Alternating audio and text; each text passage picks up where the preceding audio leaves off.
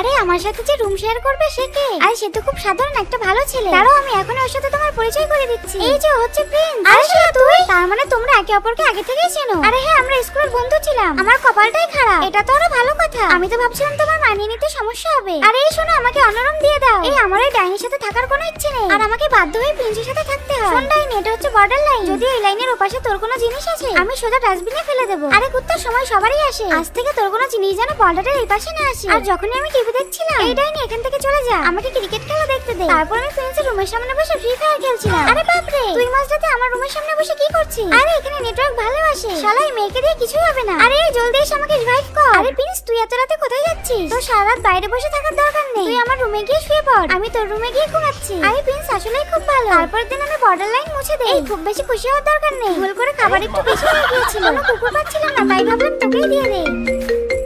আরে প্রিয়া, আমি একটা খালি রুম পেয়েছি। তোমাদের যদি মানিয়ে নিতে সমস্যা হয় তাহলে তুমি সেখানে শিফট হতে পারো। আরে না, আমি মানিয়ে নেব। আর তারপর আমরা দুজন একসাথে থাকতে শুরু করলাম। কিন্তু তুমি যদি বিটিএস কে ভালোবাসো তাহলে ভিডিওতে লাইক করে সাবস্ক্রাইব করে দাও, আর কমেন্টে তোমার নাম লিখে যাও।